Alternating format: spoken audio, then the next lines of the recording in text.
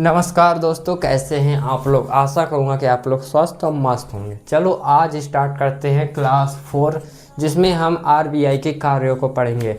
पिछली क्लास में हमने आरबीआई के कार्य को पढ़ लिया था कि क्या क्या होते हैं। आज उनको डिटेल से कवर करेंगे, ठीक है। तो चलो स्टार्ट करते हैं। तो सबसे पहले ये मिटाते हैं, ये मैं लिख देता हूँ ताकि मुझे याद रहे कि नेक्स्ट क्लास लेना है कितने बजे। मतलब टाइम तो पता ही रहता है, मतलब ये मोटिवेशन मिलता है कि क्लास लेना, ठीक है। तो आज हमको यह करना है आरबीआई के कार्य, ठीक है। आरबीआई के कार्य, आरबीआई के कार्यों की बात करूं तो पहला उसका कार्य क्या था? नोटों का निर्गमन करना। क्या उसका पहला काम था? नोटों का निर्गमन करना। नोटों का निर्गमन करना, ठीक है। नोटों का निर्गमन करना। अब नोटों का निर्गमन करने पे ये तो टॉपिक हो गया, इस पे क्या लिखेंगे? देखो, आरबीआई जो है वो 1 रुपए का नोट और बाकी सिक्के जो होते हैं वो जारी नहीं करता, बाकी सभी नोट जारी करता है। जैसे कि 10 रुपए का नोट, 20 रुपए का, 500 का, 50 का, ये सभी नोट जो है आरबीआई जारी करता है। केवल आरबीआई 1 रुपए का नोट और सिक्कों को जारी नहीं करता। तो ये बात आपको इसमें लिखनी है। तो 1 रुपए का नोट व सिक्कों को छोड़कर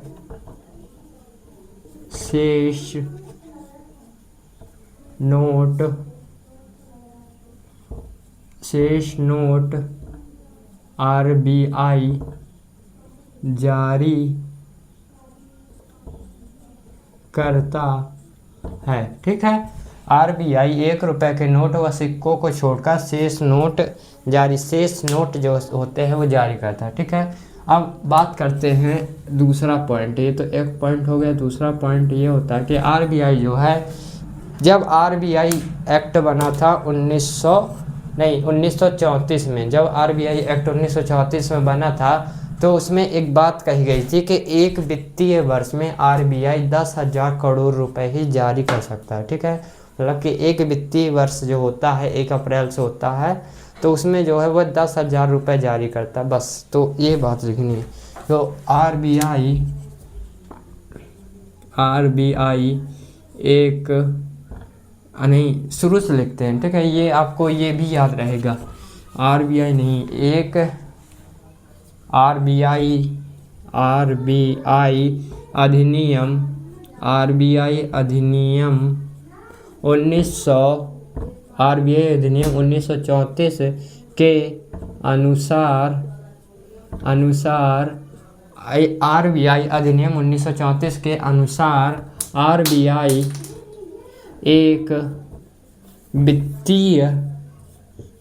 वित्तीय वर्ष में 10,000 करोड़ रुपए जारी करता है, ठीक है। कितना रुपया जारी करता है एक वित्तीय वर्ष में? तो 10,000 करोड़ रुपए जारी करता है। लेकिन जब ये 10,000 करोड़ रुपए जारी करता है तो ये ऐसे नहीं करता।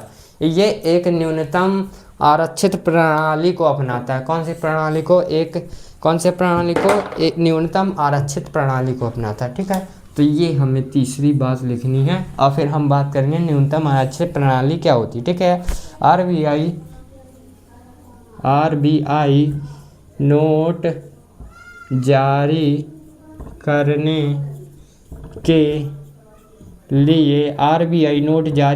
के लिए न्यूनतम आरक्षित प्रणाली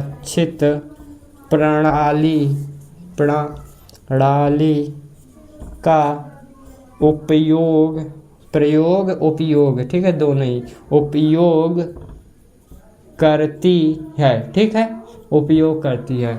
आरबीआई नोट जारी करने के लिए कौन सी प्रणाली का उपयोग करती है? तो न्यूनतम आरक्षित प्रणाली। अब न्यूनतम आरक्षित प्रणाली क्या है? तो देखो न्यूनतम आरक्षित प्रणाली के बारे में जानते हैं, ठीक है। न्यूनतम आरक्षित प्रणाली, ठीक है। न्यूनतम आरक्षित प्रणाली ये होती है कि आरबीआई जो एक वित्तीय वर्ष में 10,000 करोड़ नोट जारी करता है, तो ऐसे ही 10,000 करोड़ नोट जारी नहीं कर देता। जब आरबीआई के पास 200 करोड़ रुपए, 200,000 करोड़ रुपए होता है, नहीं 200 करोड़ रुपए, हाँ, जब आरबीआई के पास 200 करोड़ रुपए होता है तब वह जाके 10,000 करोड़ रुपए जारी करता है। मतलब कि वह भारत में जितना सोना होगा और जितना विदेशी मुद्रा होगा वो आरबीआई के पास, वो सब मिला के जब आरबीआई के पास 200 करोड़ रुपए में हो जाएंगे तब जाके आरबीआई 10,000 करोड़ रुपए जारी करता है, ठीक है।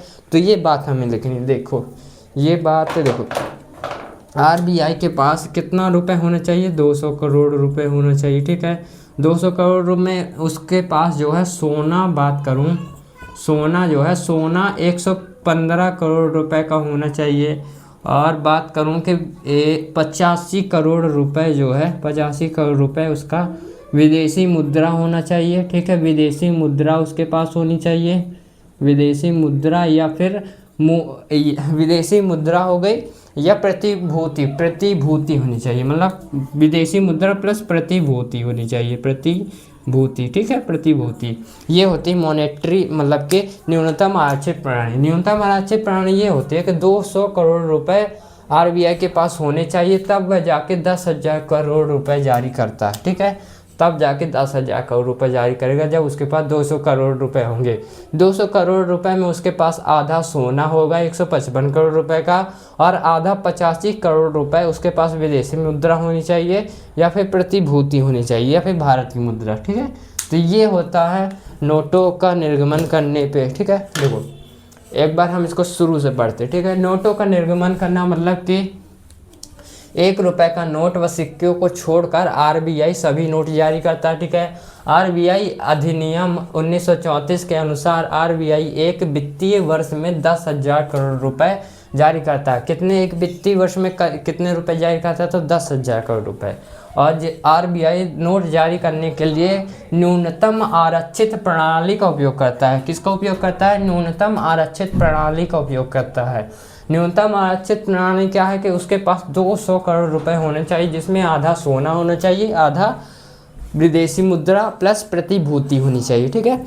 तो अब चलते हैं नेक्स्ट जो था पॉइंट, नेक्स्ट पॉइंट इसका सेकंड पॉइंट क्या था कि सरकार का बैंक है, सरकारी बैंक भी इसे कहते हैं, ठीक है। सरकार का बैंक इसे क्यों कहते हैं, क्योंकि ये केंद्र और राज्य दोनों का काम करता है, ठीक है। मतलब केंद्र और राज्य दोनों काम करता है, मतलब ये केंद्र और राज्य दोनों के काम में आता है, दोनों का बैंकर होता है, एजेंट होता है, ठीक है। ये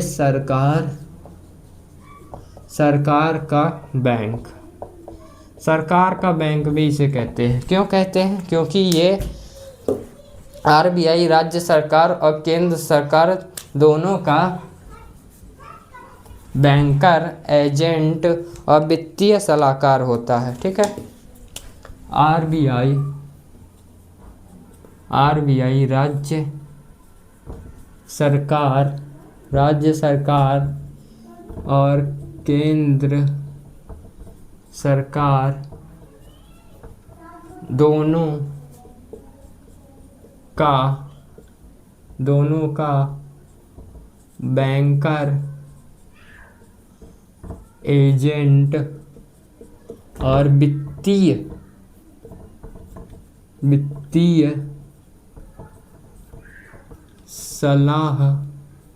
बैंकर, एजेंट और वित्तीय सलाहकार होता है, वित्तीय सलाहकार होता है। आरबीआई राज्य सरकार, केंद्र सरकार दोनों का बैंकर, एजेंट और वित्तीय सलाहकार होता है।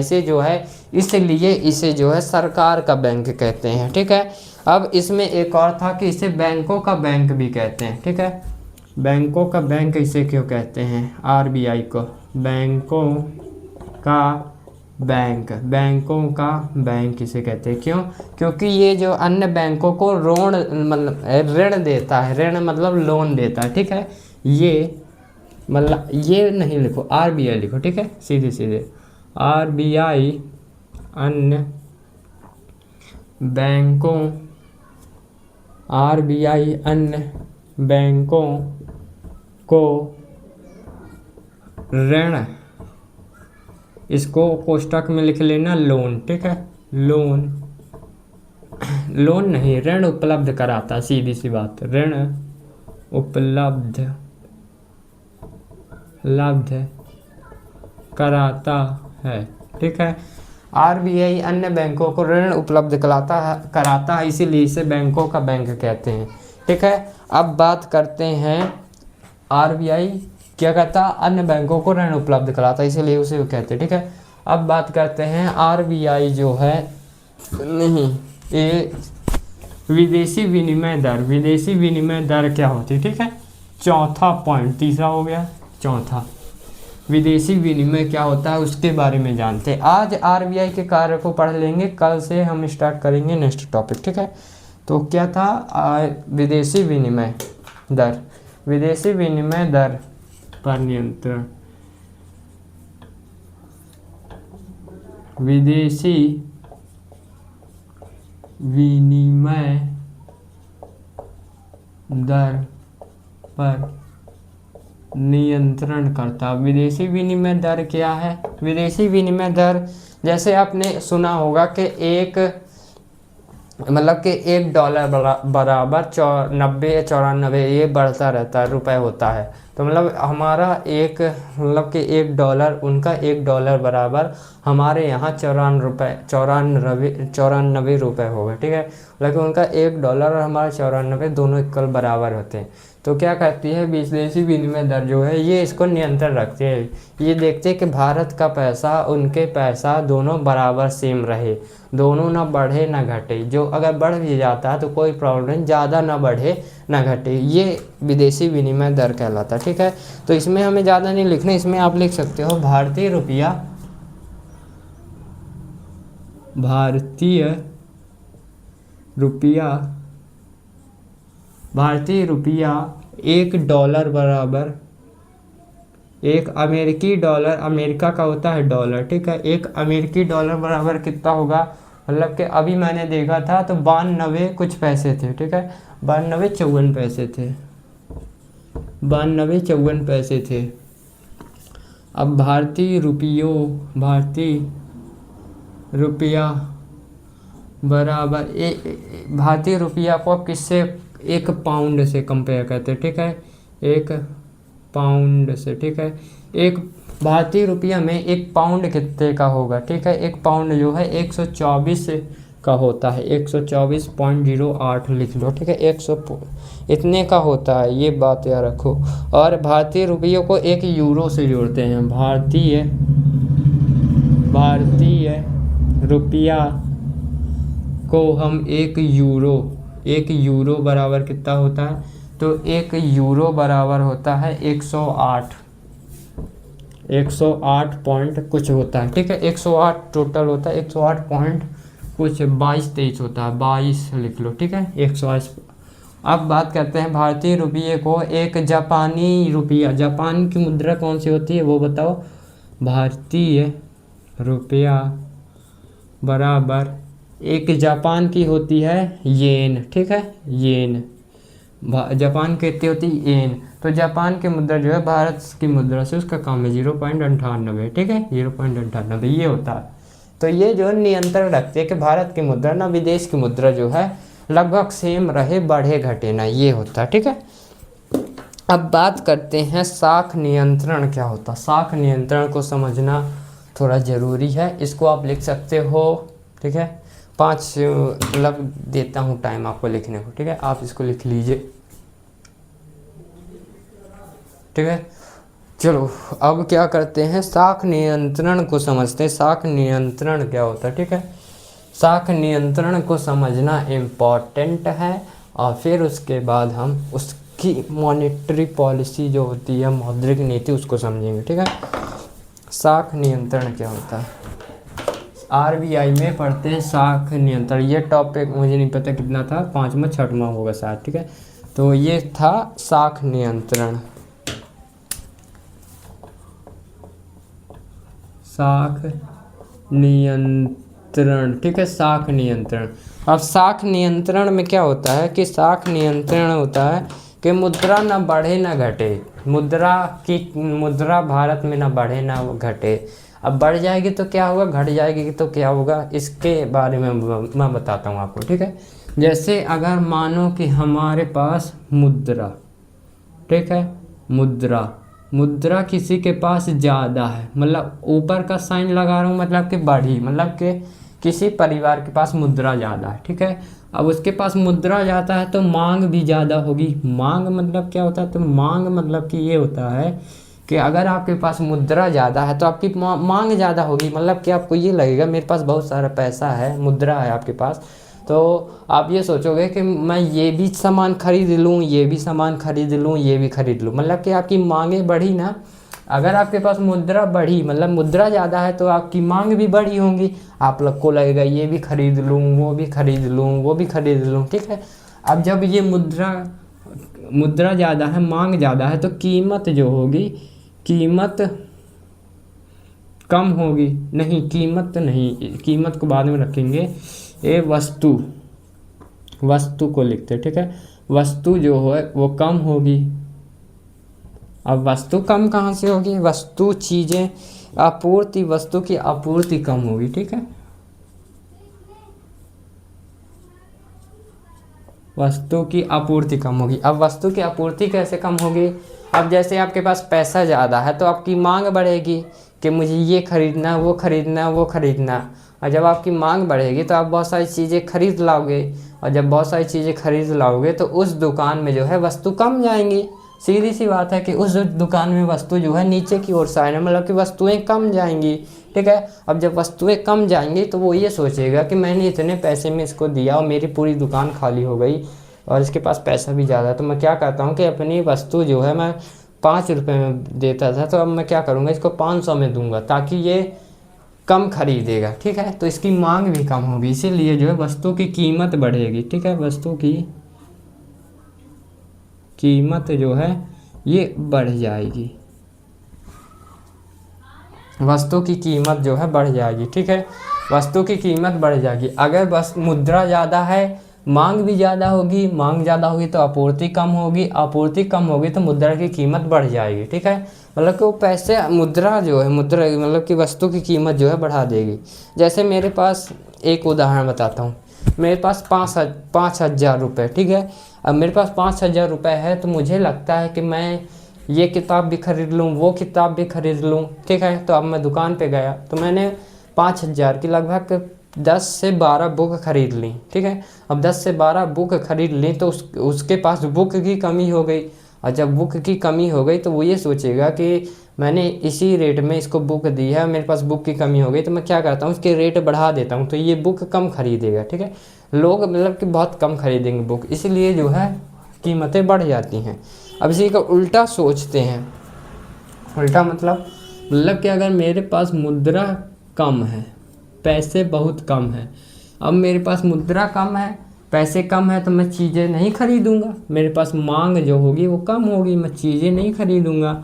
और जब मेरे पास मांग कम होगी तो वस्तु जो है, वस्तु की आपूर्ति ज़्यादा होगी, वस्तु की आपूर्ति ज़्यादा होगी, मतलब कि जब मैं चीज़ें नहीं खरीदूंगा तो वो दुकान के पास रहेगी, उस दुकान वाले के पास वो चीज़ें हैं, बिक ही नहीं रही, जब मैं खरीद नहीं रहा तो उसके पास बिकेगी जाए कैसे, तो उसके पास बहुत सारी वस्तुएं हो जाएंगी, ठीक है। अब जब बहुत सारी वस्तुएं हो जाएंगी तो वो ये करेगा कि वो रेट कम कर देगा, कीमत कम कर देगा, ठीक है, कीमत कम कर देगा।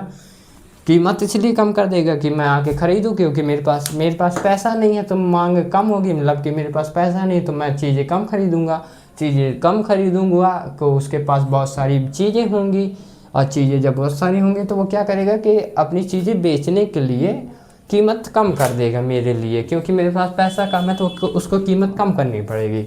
ये होता है साख नियंत्रण। इसे ही नियंत्रित करने के लिए जो है साख नियंत्रण नीति अपनाई जाती है, ठीक है, यहाँ लिख लो, इसे ही नियंत्रण करने के लिए इसे ही नियंत्रण करने के लिए साख नियंत्रण नीति अपनाई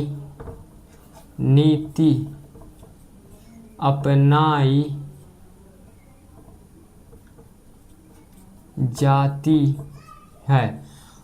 मतलब कि ना पैसा ज़्यादा मार्केट में बढ़ जाए ना पैसा ज़्यादा घटे, तो जो है चीज़ों की कीमत जो होगी बराबर रहेगी, इक्वल रहेगी। ना पैसों की कीमत मतलब ना कीमत बढ़ेगी वस्तुओं की ना घटेगी, ठीक है।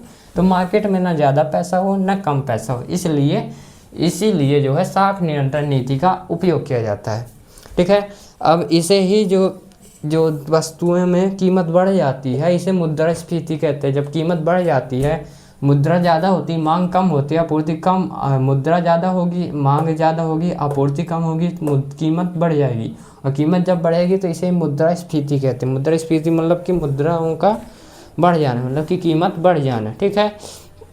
और साख नियंत्रण इसे मौद्रिक नीति भी कहते हैं। क्या कहते हैं? मौद्रिक नीति भी कहते हैं, ठीक है। मौद्रिक नीति के बाद इसे और ये तरलता नियंत्रण नीति भी कहते हैं, ठीक है। क्या कहते हैं?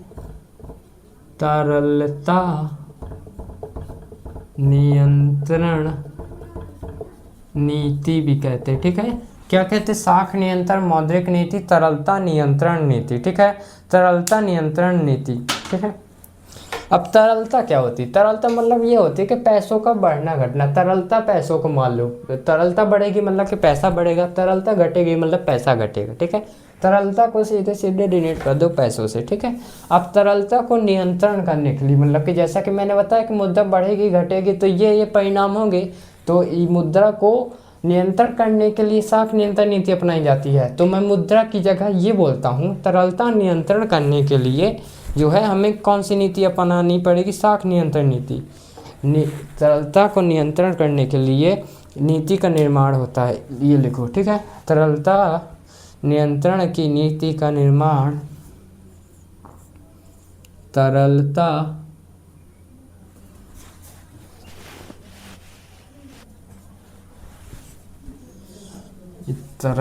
इधर थोड़ा गलत लिखा है,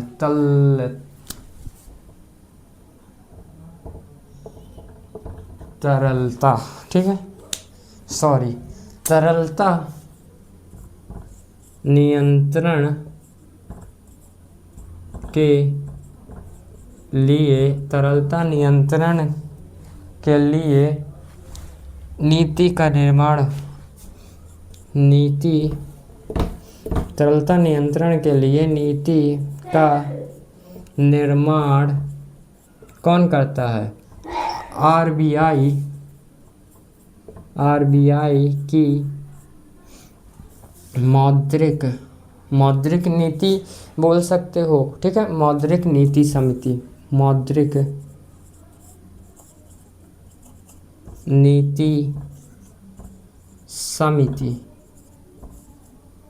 नीति समिति करती है।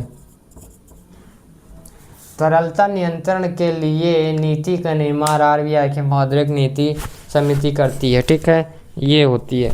और अब बता दूं, ये जो होती है ये नीति मतलब कि समिति होती है, ये 2 मासिक होती है, 2 महीने की होती है, ठीक है, 2 महीने की, ठीक है। मतलब 2 मासिक आधार पे होती है, 2 मासिक आधार पे, मतलब 2 महीने का जो होती है ये मतलब आंकड़ा वगैरह लगाती है कि पैसे कितने ज़्यादा 2 महीने के अंदर ये होती है, ठीक है। 2 मासिक आधार पर होती है, ठीक है। अब इसमें बात करता हूँ कि इसमें जो होते हैं टोटल 6 सदस्य होते हैं। कितने सदस्य होते हैं? 6 सदस्य होते हैं। 6 सदस्य होते हैं। 3 आरबीआई से होंगे, ठीक है, और 3 जो है सरकारी होंगे, ठीक है, ये होता है। कितने सदस्य होते हैं मौद्रिक नीति समिति में? मौद्रिक नीति समिति में 2 मासिक आधार पे होती है। इसमें सदस्य 6 होते हैं, 3 आरबीआई से होते हैं, 3 सरकारी होते हैं, ठीक है। 3 किसके पास होते हैं? 3 होते हैं आरबीआई के पास और 3 होते सरकारी होते हैं। अब ये मौद्रिक नीति है तो इसका उद्देश्य क्या होता है? उद्देश्य कहाँ लिख दूँ? इसको मिटाना पड़ेगा, उद्देश्य लिखूंगा। अगर मैं छोटा सा उद्देश्य लिख दूं तो शायद आपको दिखाई दे, ठीक है। इधर पास में उद्देश्य लिखे दे रहा हूँ, उद्देश्य, ठीक है। मतलब कि इसका उद्देश्य क्या होगा, आप खुद बताइए। इसका उद्देश्य क्या होगा कि मूल्य स्थिरता, मतलब मूल्य स्थिरता, मतलब ना तो कीमत बढ़े और ना ही कीमत घटे, मतलब ना तो कीमत बढ़े ना तो कीमत घटे, ठीक है। ये बात याद रखना, ना कीमत बढ़े ना कीमत घटे, ना तो ज़्यादा कीमत बढ़े और ना ही ज़्यादा कीमत घटे, ठीक है। आर्थिक स्थिरता को ये लाता है, ठीक है। आर्थिक स्थिरता मतलब कि आर्थिक स्थिरता, लोगों में आर्थिक स्थिरता का बना रहना बहुत ज़रूरी, ठीक है। आर्थिक स्थिरता को लाता है, विनिमय दर में स्थिरता को लाता है। किसको? विनिमय दर में स्थिरता, विनिमय दर में स्थिरता लाता, विनिमय दर में स्थिरता लाता, ठीक है। विनिमय दर में स्थिरता को लाता है, ठीक है। ये हो गया। अब बात करते हैं आगे की, लेकिन एक बार आपको फिर से इसको समझा दूं ताकि आपको अच्छे से समझ में आ जाए, ठीक है। अगर आपको कोई भी डाउट हो तो आप कमेंट में पूछ सकते हो, ठीक है। तो देखो, साख नियंत्रण, मौद्रिक नीति और तरलता नियंत्रण, ठीक है। इसमें क्या होता है कि मुद्रा अगर आपके पास ज़्यादा होगी तो आपके पास मांग ज़्यादा होगी, और मांग ज़्यादा होगी तो वस्तु की आपूर्ति कम होगी, जिससे जो है दुकानदार अपनी वस्तुओं की कीमतें बढ़ा देगा, और इसी को ही मुद्रास्फीति कहते हैं, ठीक है। इसी को तरलता बढ़ जाता है, इसी को लिक्विडिटी ये सब कहते हैं, ठीक है। मुद्रा जब आपके पास कम होगी तो आपके पास मांग कम होगी, और जब मांग कम होगी तो कि वस्तु की कीमतें जो होगी, मतलब कि वस्तु की आपूर्ति ज़्यादा होगी, वस्तु की आपूर्ति ज़्यादा होगी, और जब वस्तु की आपूर्ति ज़्यादा होती कीमतें वो कम कर देगा, ठीक है। कीमतें कम कर देगा, ठीक है। अब इसी को मतलब कि ना मुद्रा किसी के पास ज़्यादा हो ना मुद्रा किसी के पास कम हो, इसी को नियंत्रित करने के लिए साख नियंत्रण नीति अपनाई जाती है, ठीक है। अब साख नियंत्रण नीति के लिए मौद्रिक नीति समिति आती है, ठीक है। ये 2 मासिक होती है, ये इसमें 6 सदस्य होते हैं, 3 RBI के, 3 सरकारी, ठीक है। अब इसका जो उद्देश्य होता है, इसका उद्देश्य होता है कि मूल्य स्थिरता, मतलब कि ना तो कीमतें बढ़ें ना तो कीमतें घटें, और आर्थिक स्थिरता और विनिमय दर में स्थिरता, ये चीज़ें होती हैं, ठीक है। तो एक काम करते हैं, आज यहीं समाप्त करते हैं, कल से फिर से हम इसको आगे बढ़ाएंगे। तो मिलते हैं नेक्स्ट क्लास में। जय श्री राम, जय महाकाल। कोई भी आपका सजेशन हो, कोई भी डाउट हो तो आप कमेंट बॉक्स में लिख सकते हैं। PDF आपको टेलीग्राम में मिल जाएगी। मिलते हैं नेक्स्ट क्लास में।